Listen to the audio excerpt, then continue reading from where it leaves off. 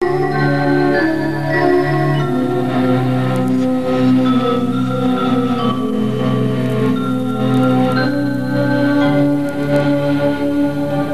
navette américaine est l'engin spatial le plus polyvalent au monde. Elle sert à la fois de transporteur et de laboratoire spatial, de véhicule d'entretien et de réparation, et surtout, elle est réutilisable. Mais sa glorieuse carrière a été endeuillée par une terrible tragédie. Obviously a major malfunction. Depuis une vingtaine d'années, la navette est la pierre angulaire du programme spatial américain. Et aujourd'hui encore, elle joue un rôle essentiel. Les tests en orbite de nouveaux appareils et les vols vers la station russe Mir font en effet partie d'un programme mondial ayant pour objectif d'assurer une présence humaine quasi permanente dans l'espace, grâce à la Station spatiale internationale, l'ISS.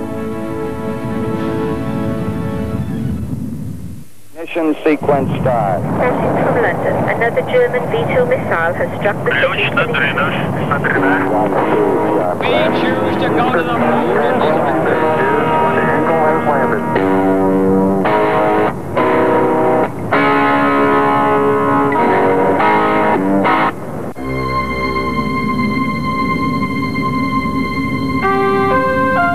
Voici ce que sera l'avenir à plus de 300 km de la Terre. La navette, après avoir été mise en orbite, se rapproche de son objectif. La Station spatiale internationale attend l'orbiteur américain qui lui apporte nourriture et équipements divers. La navette est devenue un lien vital pour cet avant-poste unique en son genre. 265 feet. Roger that. Ce scénario n'est pas si éloigné de la réalité. Les plans en vue de la construction de cette station sont déjà bien avancés et les missions actuelles à bord de Mir ressemblent fort à la façon dont on utilisera l'ISS.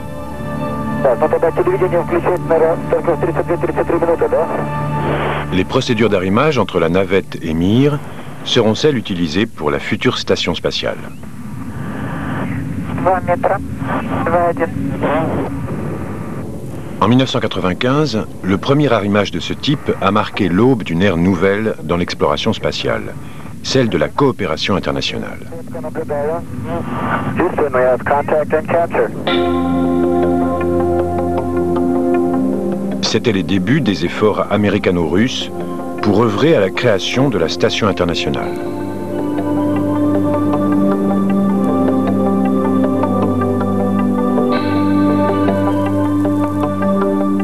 Mir permet aujourd'hui aux Américains d'effectuer des missions longue durée et d'acquérir le savoir nécessaire pour faire fonctionner la station de demain. Mais quand le travail de Mir touchera à son terme, celui de la navette ne fera que commencer.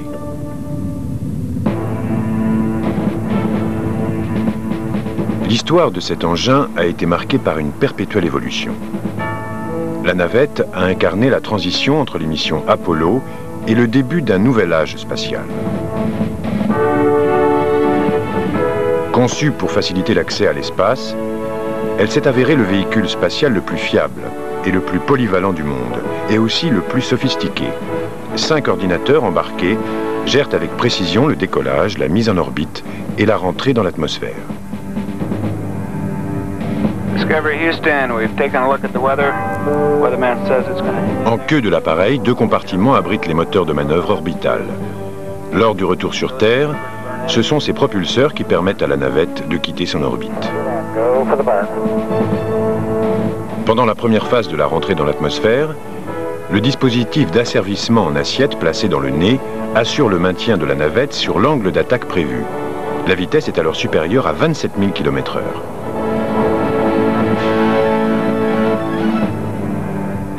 Un système de thermoprotection réutilisable recouvre l'ensemble de l'appareil. Son rôle est crucial, car les températures lors de la rentrée peuvent atteindre près de 1600 degrés. Discovery's velocity now Mach 6, altitude 133,000 feet. Une fois revenu dans l'atmosphère, la navette utilise la pression aérodynamique pour se guider. L'engin spatial devient alors avion, ou plus exactement planeur, car il atterrit sans utiliser ses moteurs. Avec un poids avoisinant les 100 tonnes, la navette est le planeur le plus lourd du monde. Mais ses grandes ailes delta offrent suffisamment de surface portante pour atterrir en toute sécurité. Et c'est là le principal atout de cet appareil. Il peut s'envoler pour l'espace et au retour se poser sur une piste d'aviation.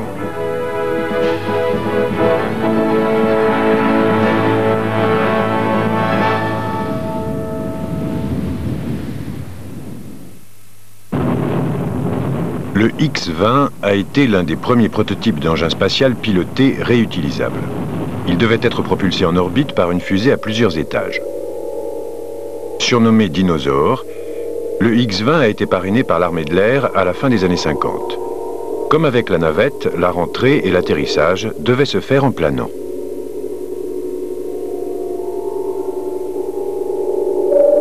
Mais le X-20 ne dépassera jamais le stade de maquette. Des problèmes techniques et financiers le clouent définitivement au sol en 1963.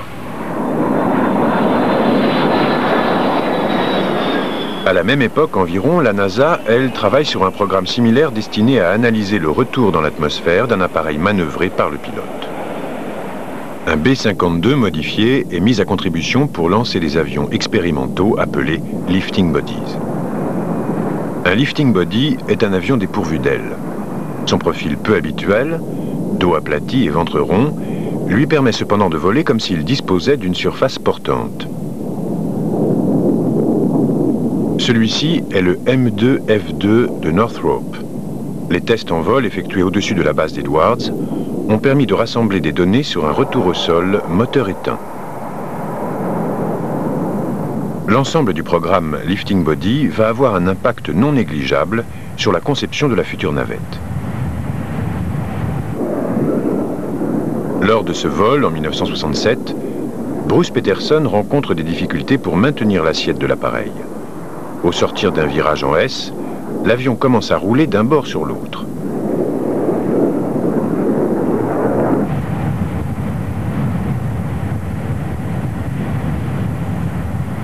Le pilote parvient heureusement à reprendre le contrôle. Mais il doit alors éviter l'hélicoptère qui vient à son secours. Et c'est là que les choses s'enveniment. Peterson essaie de se poser sur le lac asséché, mais cette tentative s'avère désastreuse.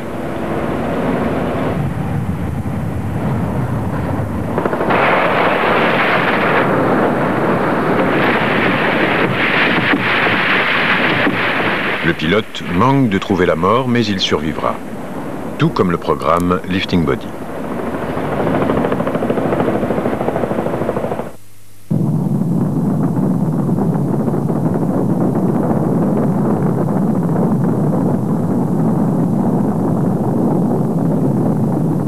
Une fois le vol dans l'espace devenu réalité, les Américains ont opté pour le moyen le plus direct d'envoyer des hommes en orbite.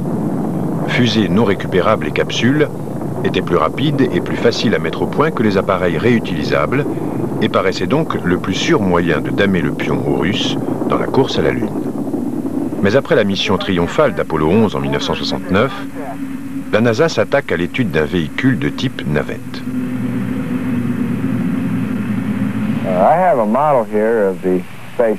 En 1972, elle choisit la version définitive de la future navette, après avoir étudié plus de 40 projets. L'appareil sera constitué de 4 éléments. 2 propulseurs d'appoint à poudre, un réservoir externe et le véhicule spatial proprement dit avec ses 3 moteurs principaux.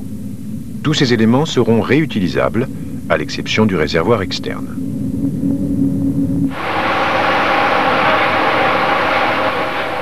C'est Rockwell International qui est retenu pour la conception finale et la fabrication de la navette. Plus de 200 sous-traitants assureront la fourniture de divers systèmes et composants à l'usine de Rockwell, à Palmdale, en Californie, où tous les composants et systèmes individuels seront assemblés puis testés.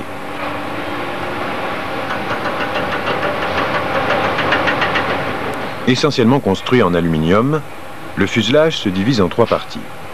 L'arrière comporte les 3 moteurs principaux, les 2 moteurs orbitaux et l'empennage vertical. La partie centrale accueille le compartiment de charge et les portes de la soute. Enfin, le tronçon avant abrite les 3 modules de l'équipage. Le résultat sera un engin hybride, mi-fusée, mi-avion.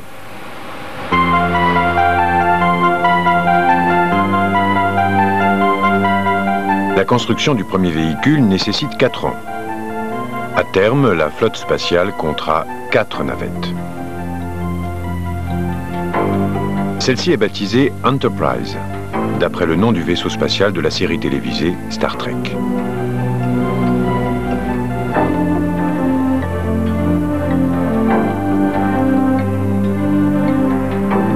L'Enterprise sort de l'usine de Palmdale en septembre 1976. Sa première mission, un programme de test d'approche et d'atterrissage. Son but est d'évaluer les caractéristiques en vol de la navette et de montrer qu'un atterrissage moteur coupé est techniquement possible. Le centre d'essai est situé sur la base aérienne militaire d'Edwards, qui a servi de cadre au test du programme Lifting Body.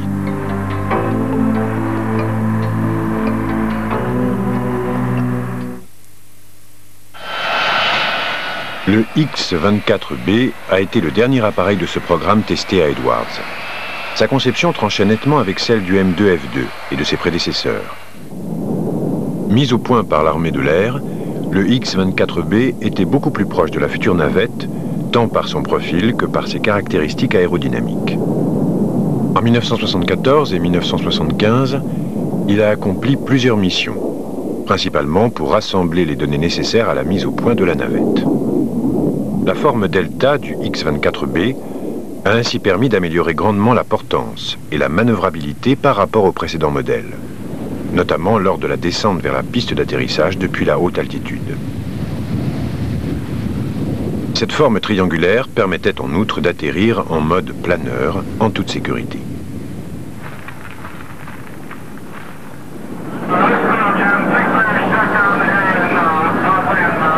Janvier 1977. L'Enterprise est tractée sur une 60aine de kilomètres de l'usine Rockwell de Palmdale jusqu'à la base d'Edwards. Le programme Lifting Body s'est achevé ici même l'année précédente. Et c'est maintenant qu'on va en voir les fruits.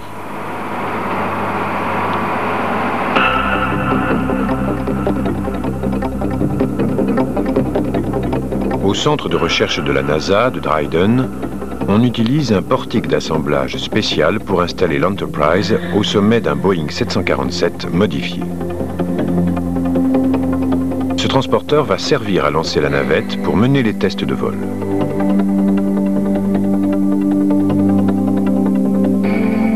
Le même système sera également utilisé pour tous les futurs orbiteurs. L'assemblage des 2 engins donne un appareil gigantesque, le plus grand biplan au monde, comme l'appelleront les pilotes chargés de le tester.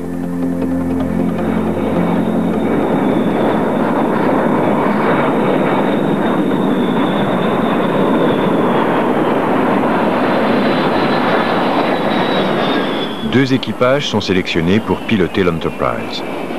Lors des 3 premiers vols habités en août 1977, les systèmes de la navette sont activés, mais celle-ci reste attachée au transporteur. Avant le désarrimage, l'avion de transport se met à planer, moteur coupé. En fait, à ce moment précis, c'est la navette qui supporte le Boeing. Cette manœuvre permet de vérifier qu'au moment du décrochage, les 2 appareils prendront bien 2 directions opposées pour éviter toute collision.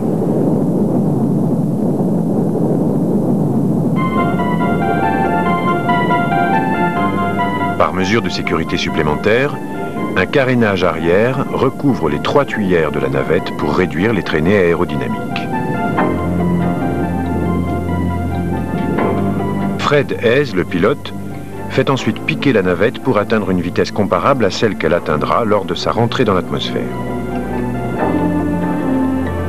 La portance des grandes ailes Delta s'avère excellente.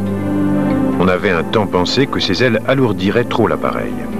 Mais la navette doit pouvoir planer sur 2200 km si elle est un jour amenée à rentrer de toute urgence dans l'atmosphère et atterrir.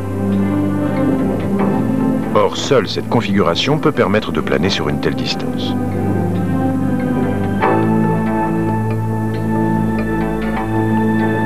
Piquant à une vitesse de 3000 mètres/minute, l'Enterprise rallie sans difficulté la piste d'Edwards et atterrit à environ 320 km/h.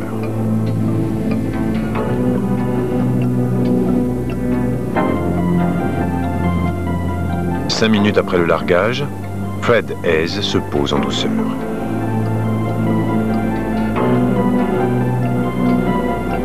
Le dernier des 5 tests, tous réussis, se déroule en octobre 77, 2 ans avant le premier lancement prévu. La navette a prouvé qu'elle peut revenir en toute sécurité de l'espace. Reste maintenant à s'assurer qu'elle est en mesure d'y aller.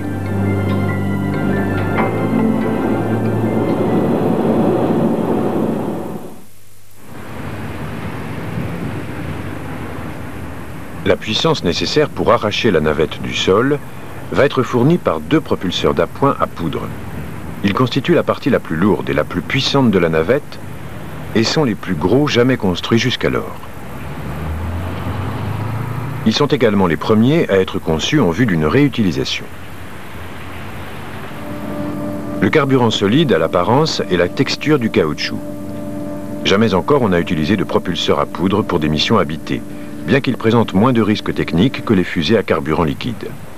Les 4 segments sans soudure d'une épaisseur d'1,5 cm sont recouverts d'un revêtement isolant.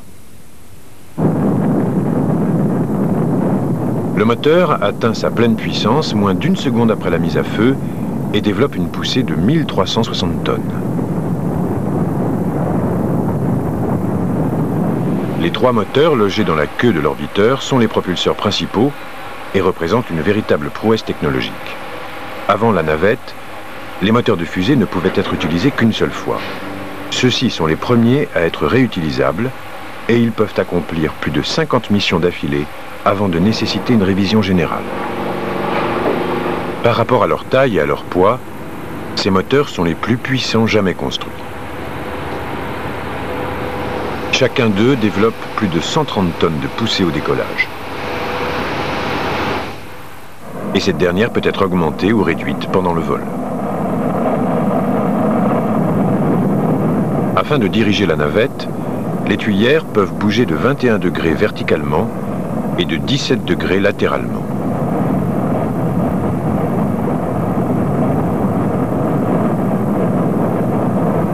Le seul élément à usage unique du système de lancement est l'énorme réservoir externe.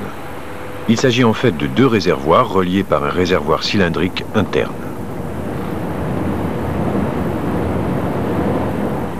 Le réservoir avant contient 630 000 litres d'oxygène liquide à environ moins 180 degrés.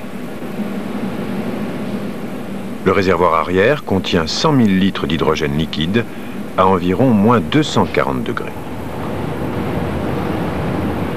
Ces réservoirs desservent les moteurs principaux de la navette via un circuit d'alimentation avec des tuyaux de 50 cm de diamètre.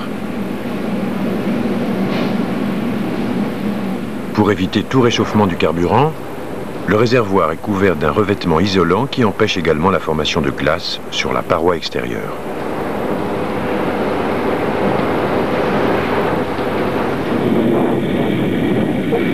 La deuxième navette, Columbia, est acheminée au centre spatial Kennedy en mars 1979. Elle sera la première à voler dans l'espace. À court de budget, la NASA a en effet décidé de ne pas conformer l'Enterprise pour les vols spatiaux. D'autant plus que le programme a pris du retard.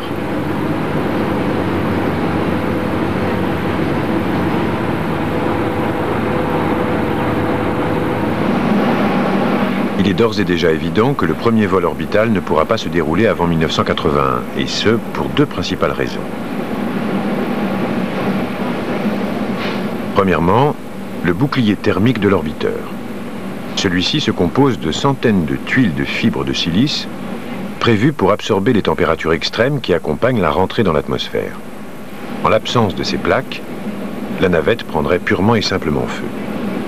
Or, les ingénieurs se rendent bientôt compte que le produit adhésif utilisé pour coller les tuiles ne résistera pas aux conditions extrêmes du vol et qu'il faut les fixer avec un matériau plus résistant.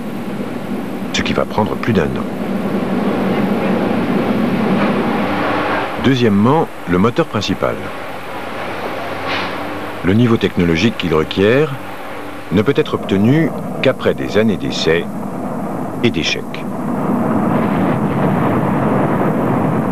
Des programmes de tests très rigoureux font apparaître divers problèmes successifs qui seront tour à tour résolus. Mais tout cela prend du temps.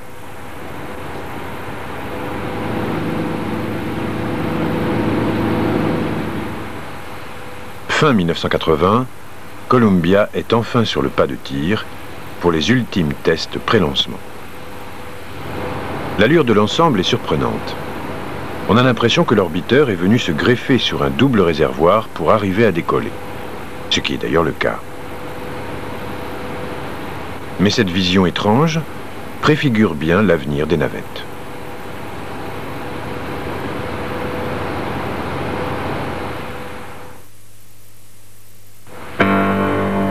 Le premier vol de Columbia STS-1 va être effectué par Robert Crippen et John Young.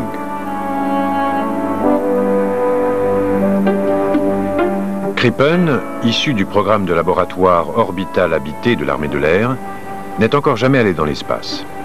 John Young, en revanche, a déjà volé à 2 reprises hors atmosphère, une fois sur Gemini, l'autre sur Apollo.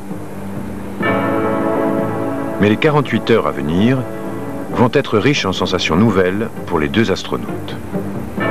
Nous sommes le 12 avril 1981, exactement 20 ans après le vol de Yuri Gagarin à bord de la capsule Vostok. Un nouveau type d'engin spatial va entrer dans l'histoire. 12, 11, 10, we have a go for main engine start, 7, 6, we have main engine start. La navette est toujours retenue au sol, mais les astronautes peuvent la sentir osciller légèrement. Quelques secondes après la mise à feu du moteur principal, les 2 propulseurs d'appoint s'allument. Les charges explosives arrachent les fixations et les 2000 tonnes du système commencent à s'élever. Un nouveau chapitre de l'ère spatiale vient de s'ouvrir.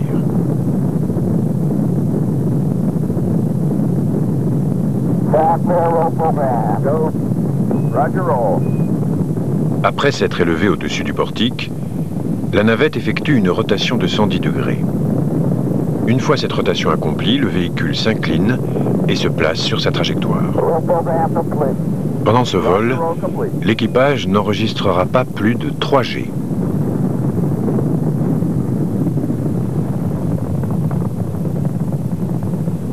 Deux minutes après le décollage, les propulseurs d'appoint s'éteignent et sont parachutés. Ils seront récupérés dans l'Atlantique pour une réutilisation future. La navette, mue par ses 3 réacteurs principaux, continue son ascension. Après 8 minutes 30 de vol, le moteur principal est coupé et le réservoir externe est largué à son tour. Réduite à sa plus simple expression, la navette est désormais dans son élément.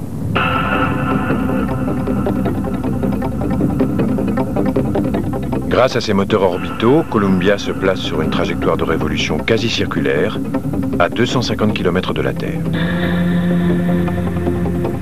Lors de l'ouverture de la soute, l'équipage remarque que quelques tuiles thermoprotectrices ont disparu à l'arrière de l'orbiteur.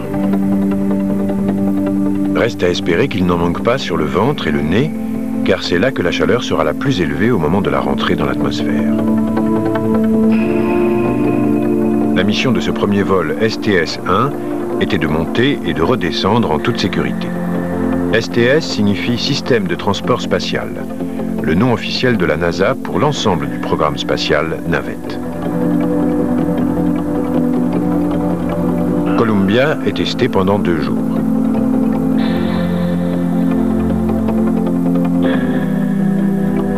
Personne ne peut prévoir le comportement de l'orbiteur en phase de rentrée et ce moment est de loin le plus angoissant de la mission.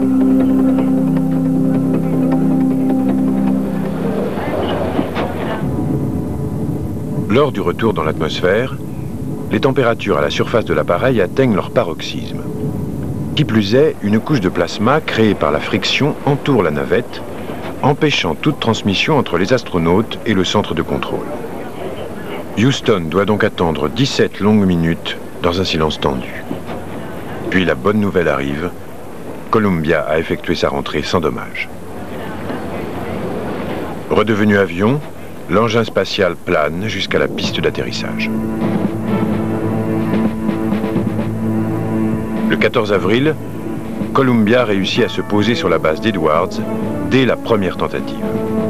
Elle n'avait de toute façon pas droit à un deuxième essai. La mission a duré 54 heures et a parcouru 1,5 million de kilomètres en orbite. Les deux astronautes sont rayonnants. Crippen dira plus tard, « On a repris notre place dans l'espace, et cette fois c'est pour de bon. » Il faudra néanmoins attendre le deuxième vol pour s'assurer que Columbia est bien réutilisable. En fait, elle effectuera 4 galops d'essai en orbite en l'espace de 15 mois, soit une moyenne d'un vol toutes les 20 semaines.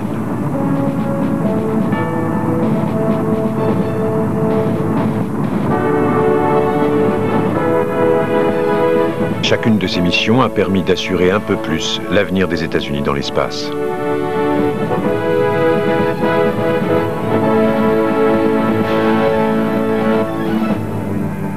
Le deuxième vol de Columbia STS-2 permet à la NASA de tester le système de manipulation à télécommande. Fabriqué par une entreprise canadienne, le bras robotisé a été conçu pour pouvoir se saisir de tous les objets emportés dans la soute. On teste son fonctionnement aussi bien par commande manuelle des astronautes que par commande des ordinateurs embarqués. Ces tests se poursuivent sur les missions STS-3 et 4 avec d'autres configurations.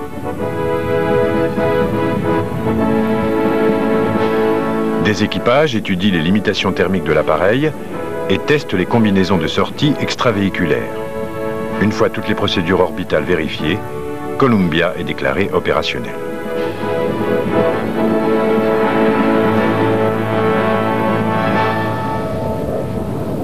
Le dernier vol test s'achève le 4 juillet 1982, jour du 206e anniversaire de l'indépendance des États-Unis. La navette va entamer sa carrière officielle.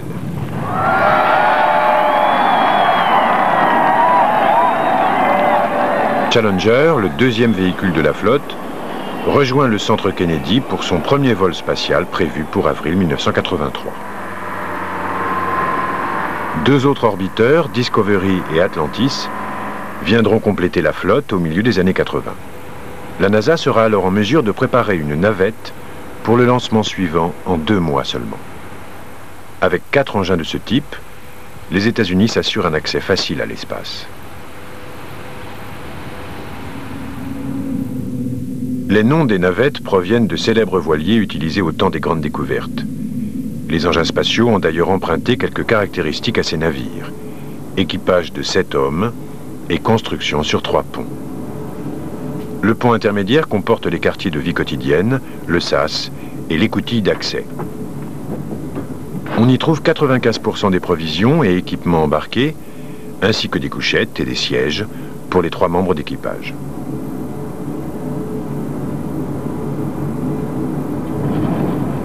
Également sur le pont intermédiaire, une cuisine pour la préparation des repas chauds. Le système de contrôle de l'environnement est placé sur le pont inférieur et la cabine de pilotage sur le pont supérieur.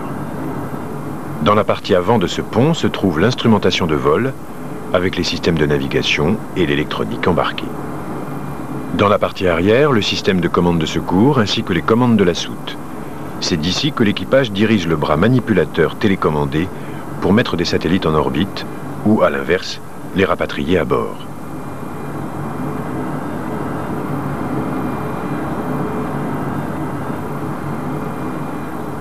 Grâce à ce bras, les astronautes peuvent également sortir dans l'espace et effectuer des réparations sur site.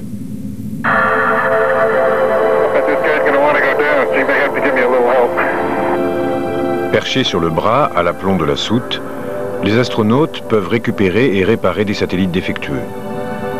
Pour les missions à vocation médicale ou scientifique, on modifie la soute en y intégrant un module spécial, le Space Lab. Les scientifiques chargés de mener des expériences en orbite sont appelés spécialistes de mission. La soute peut aussi servir de plateforme de lancement pour mettre en orbite des sondes d'exploration spatiale.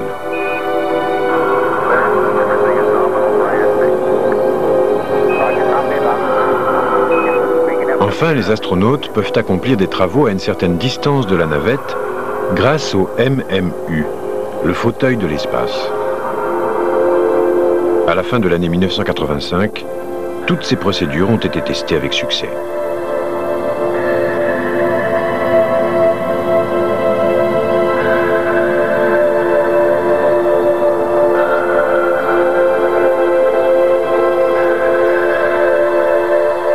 Mais un drame va venir endeuiller cette trop parfaite progression.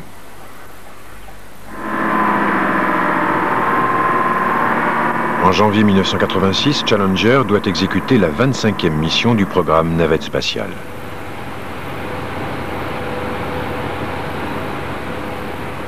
Et ce vol doit constituer une première. Parmi les astronautes se trouvera une institutrice qui fera classe depuis l'espace en direct à la télévision. To perhaps the person you came to see, and that's Krista McCullough, our payload specialist, teacher in space. Well, I am so excited to be here. We watched Columbia go over the Houston area this morning, and that was a thrill. I don't think any teacher has ever been more ready to have 2 lessons in my life. I've been preparing these since September, and I just hope everybody tunes in on day 4 now to watch the teacher teaching from space. I'd like to introduce... Mais cette mission tournera à la tragédie. Et la leçon que l'Amérique en tirera sera une des plus douloureuses de l'histoire de l'espace.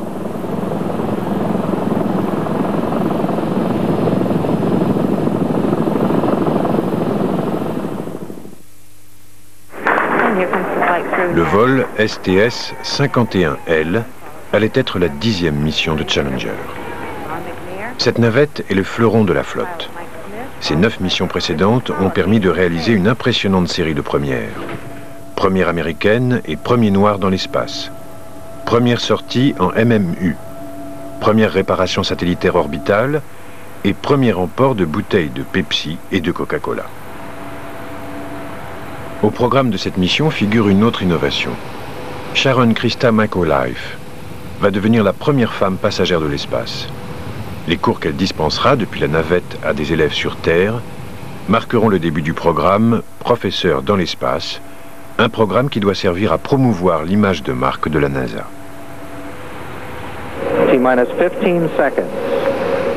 Challenger décolle à 11h38 au matin du 28 janvier. 8, 7, 6. We have main engine start. 4, 3, 2, 1.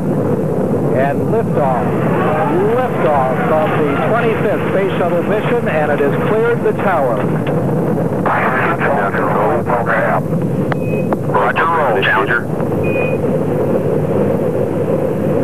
Good roll program confirmed. Challenger now heading downrange. Ce lancement est attendu avec impatience car il a déjà été retardé à 6 reprises en raison de problèmes techniques et climatiques, une vague de froid inhabituelle ayant frappé la Floride. En cet instant, dans leur salle de classe, des millions d'écoliers américains ont les yeux rivés sur leurs écrans de télévision. Certains doivent participer en direct au cours de Sharon McAuliffe.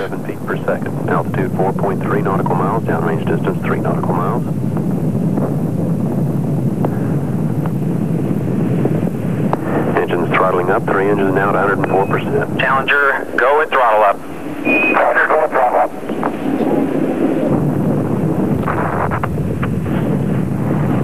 1 minute 15 seconds, velocity 2,900 feet per second, altitude 9 nautical miles, downrange distance 7 nautical miles.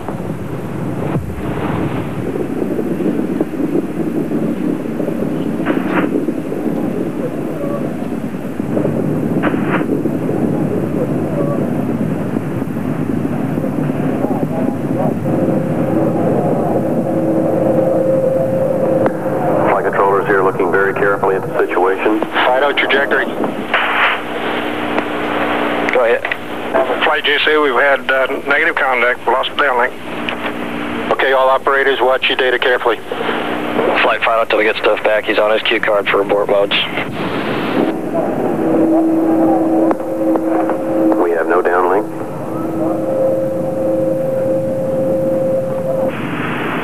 Reports from the flight dynamics officer indicate that the vehicle apparently exploded and that impact in the water at a point approximately 28.64 degrees north, 80.28 degrees west.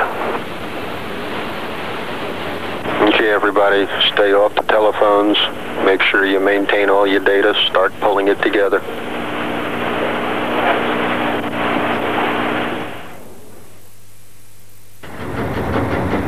La mission n'a duré que 73 secondes. Après l'explosion, des fragments de la navette se sont abîmés dans l'océan Atlantique, une quinzaine de kilomètres plus bas. Les 7 membres de l'équipage sont tous morts. Les recherches permettent de récupérer la moitié de la navette et à partir de ces débris, les scientifiques tentent de reconstituer ce qui s'est passé. On s'interroge notamment sur ce qui a causé la mort de l'équipage.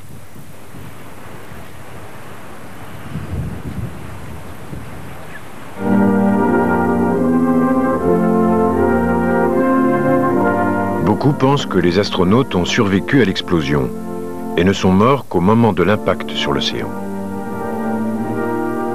La NASA met 6 mois à donner une réponse. The ocean surface was so violent that evidence of damage occurring in the seconds which followed the explosion was masked.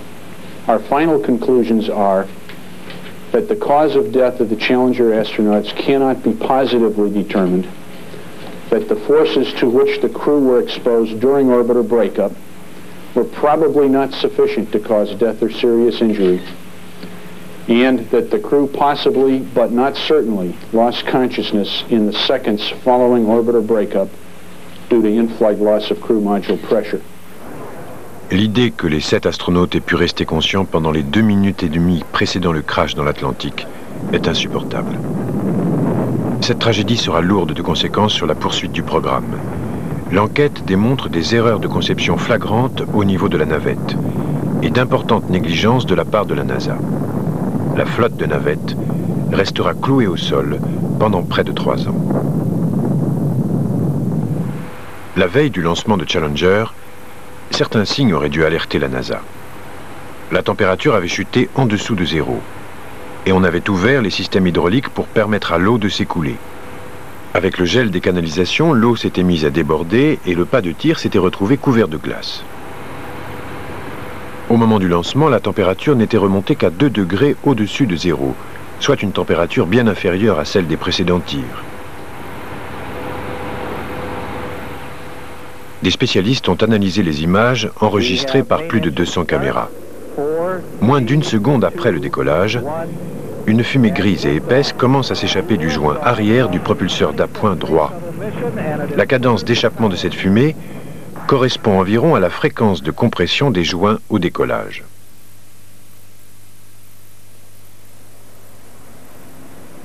La zone sombre sur ce croquis représente l'endroit où s'est produit le dégagement gazeux.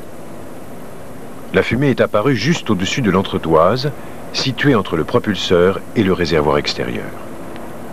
Au moment où le joint arrière aurait dû jouer, l'interstice entre les 2 éléments s'est agrandi. Il y a à cet endroit 2 joints d'étanchéité en caoutchouc, des joints toriques pour empêcher les gaz brûlants de s'échapper au moment de la mise à feu.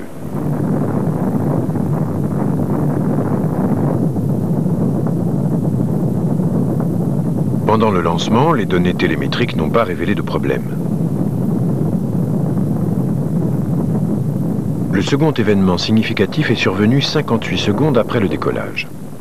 Une caméra située à près de 10 km a filmé des flammes jaillissant du propulseur d'appoint droit. En 6 secondes, les flammes viennent lécher le réservoir externe. L'hydrogène se met à fuir. Les données télémétriques indiquent alors une forte chute de la pression à l'intérieur du réservoir.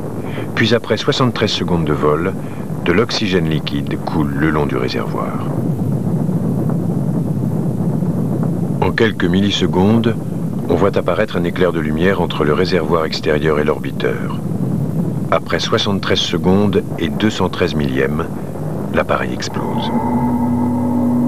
Les liquides déversés se vaporisent très rapidement et un énorme nuage entoure l'explosion. Une demi-seconde plus tard, Challenger n'émet plus aucun signal.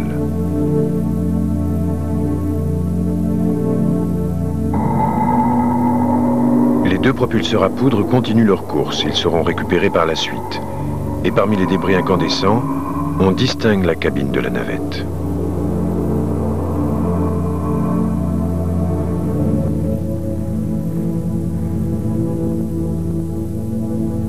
Sur l'un des deux propulseurs récupérés, on a constaté un énorme trou. On a conclu que c'était la rupture du joint d'étanchéité sur le propulseur droit qui avait été à l'origine du drame. L'enquête a alors d'abord porté sur Morton Tykol, le constructeur des propulseurs d'appoint. On a découvert des erreurs de conception dans la fabrication des joints. Il s'est avéré que les joints toriques étaient particulièrement sensibles aux basses températures. Le froid sans précédent, au moment du lancement, avait nui à leur élasticité, les empêchant de contenir les gaz de propulsion brûlants à l'intérieur des fusées d'appoint. La solution la plus évidente était de revoir la conception des propulseurs. On a donc prévu dans le nouveau montage un troisième joint torique, ainsi qu'une meilleure isolation et une bride métallique pour résister aux fortes pressions liées au décollage. Mais ces modifications ne s'attaquaient pas au vrai problème.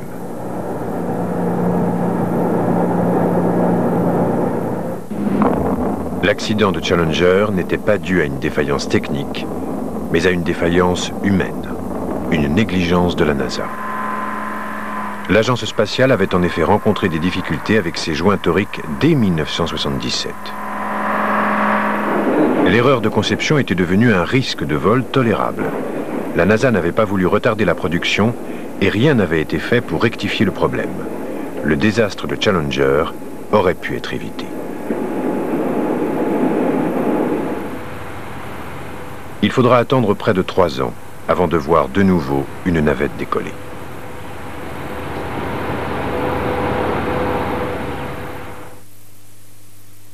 Le 29 septembre 1988, STS-26 marque le retour des États-Unis dans l'espace. La navette a pour nom Discovery. Elle est équipée de nouveaux propulseurs d'appoint, de moteurs améliorés et emporte à son bord un équipage enthousiaste. Au cours des 2 années précédentes, la NASA a subi une restructuration et de nouvelles normes de sécurité ont été établies. Le programme STS repart enfin de l'avant. L'équipage parvient à déployer un gros satellite de communication et surtout, les astronautes reviennent sains et saufs sur Terre. 18 mois plus tard, Discovery se place en orbite 110 km plus haut que toutes les navettes précédentes. Elle doit accomplir une mission très particulière.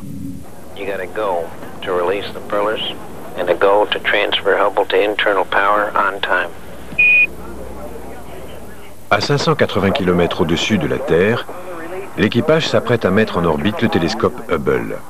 Le 25 avril 1990, le spécialiste de mission Stephen Hawley regarde par le hublot du module.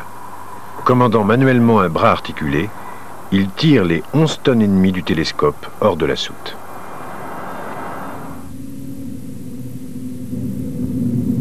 Avant de désarrimer Hubble, Discovery doit attendre le feu vert du centre de vol. You can maneuver right to the release attitude right now. That's in the cap page 3-20. You will maneuver to the release attitude. That's firm. Comme pour toutes les opérations importantes menées par la navette, le centre de contrôle de Houston doit effectuer une vérification de tous les systèmes de l'orbiteur avant le largage de la charge utile. Chaque poste annonce au directeur de vol si tout est en ordre. Si tel est le cas, l'équipage procède à la manœuvre. GC? Go. Network go. Payloads, waiting on you. Flight payloads, we are go. Capcom, we have a go for release. Discovery, go for Hubble release. 24 heures après le décollage, le télescope spatial Hubble entame sa mission.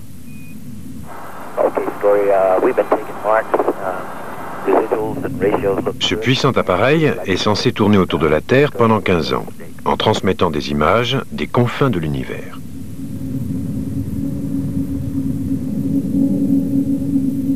Mais au bout de quelques mois, les photographies d'Hubble ne répondent toujours pas aux attentes. Et on doit envoyer une navette pour faire de la maintenance dans l'espace. C'est Endeavour, le dernier né du programme navette, qui est chargé de cette mission. Les moteurs d'asservissement d'assiette sont actionnés pour placer l'appareil dans la position voulue. Le miroir de 2,40 m de diamètre de Hubble n'était pas incurvé correctement. C'est la raison pour laquelle les photographies étaient floues. En décembre 1993, 2 groupes d'astronautes effectuent une sortie pour réparer ce télescope qui a coûté plusieurs milliards de francs. Ce sera l'une des missions habitées les plus ardues jamais réalisées.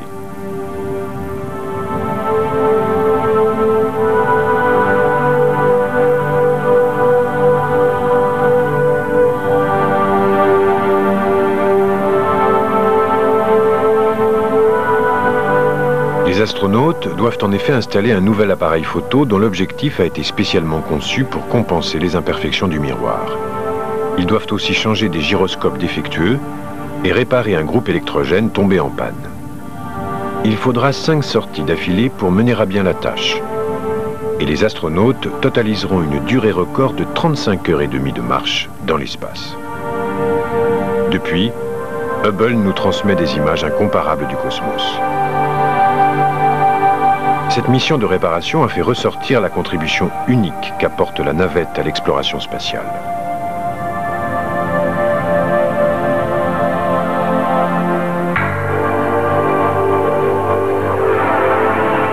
Et on peut en dire autant du Space Lab, le centre de recherche réutilisable de la navette. Les scientifiques ont pu étudier grâce à lui les effets de l'apesanteur sur le corps humain. Et ils ont mieux compris comment réagissait celui-ci lors de séjours longue durée dans l'espace.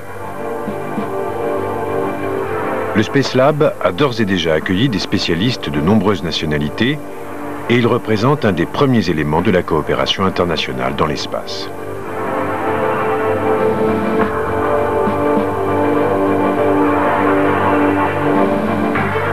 L'apesanteur permet de mener à bien des travaux qui seraient difficilement exécutables sur Terre, comme par exemple les manœuvres que nécessitera le montage de l'ISS. Les astronautes du programme Navette se sont ainsi exercés à assembler des composants du type de ceux qui serviront pour la future station. Depuis le milieu des années 80, le programme Navette se prépare pour ce qui sera le plus important projet spatial international jamais conçu. Le Canada, le Japon et plusieurs pays européens, dont la France, collaborent depuis le début avec les Américains. Mais les Russes, eux, ne les ont rejoints qu'en 1993. Ces derniers avaient quelque chose de plus à offrir. Leur propre station, Mir. Par son statut unique d'engin permanent dans l'espace, Mir offrait aux Américains le lieu idéal pour acquérir une certaine expérience des missions longue durée.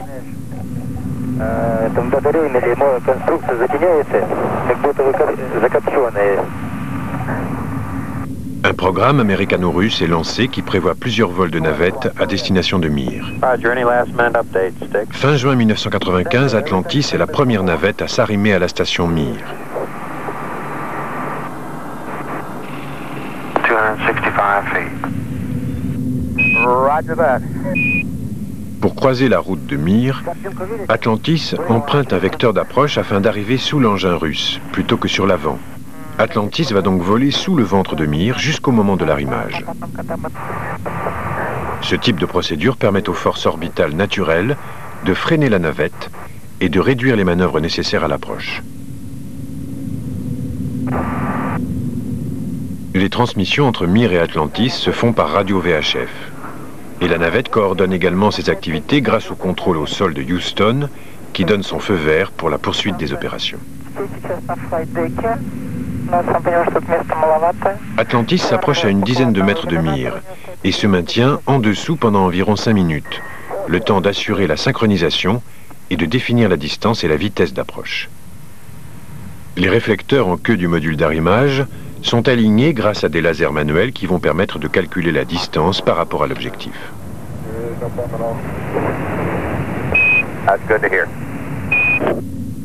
La navette s'approche à environ 3 cm/s.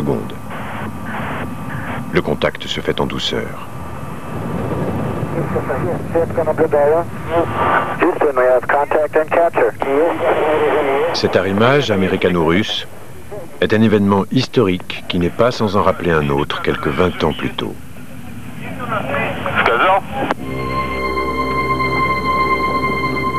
Le 29 juin 1995, les astronautes d'Atlantis font la connaissance de leurs homologues russes. Tout comme 2 décennies plus tôt, Tom Stafford, astronaute du programme Apollo, et Alexei Leonov, commandant du Soyouz, s'étaient rencontrés en orbite et s'étaient serrés la main. C'était la première fois qu'Américains et Soviétiques partageaient leurs engins spatiaux.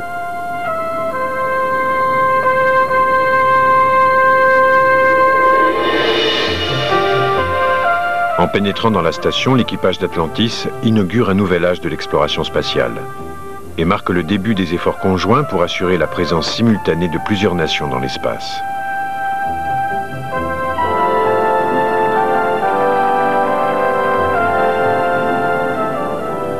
Aujourd'hui, Russes et Américains travaillent ensemble à bord de Mir. Le fruit de leur collaboration servira à la construction et à l'utilisation de la station internationale. Les astronautes américains peuvent désormais passer 5 mois d'affilée dans l'espace. Le docteur Shannon Lucid a ainsi passé 188 jours dans l'espace, établissant le record américain de temps passé en apesanteur, quand la mission la plus longue d'une navette n'était que de 17 jours. Shannon Lucid a été le 2e membre d'équipage américain de Mir, retenu pour participer à la phase 1 du projet de l'ISS. La phase 1, qui comportera entre autres des expériences américano-russes à bord de Mir, se déroulera pendant la construction des composants de la station. L'un des composants clés de l'ISS est un sas à plusieurs écoutilles, construit par les Américains. Il servira de connexion pour tous les autres modules. Les Russes, eux, sont chargés de construire le module de service qui sera équipé du système de propulsion nécessaire pour maintenir la station en orbite.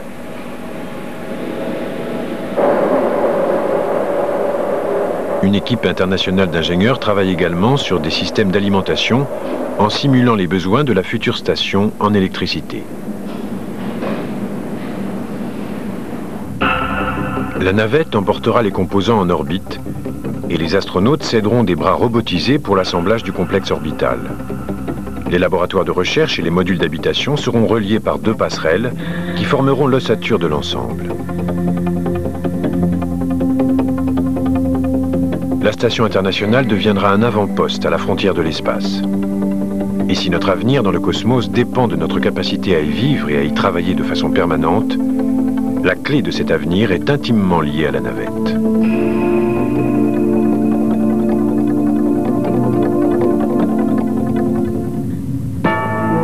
À l'orée du XXIe siècle, les hommes sont en passe de devenir les pionniers d'une nouvelle ère de l'exploration spatiale.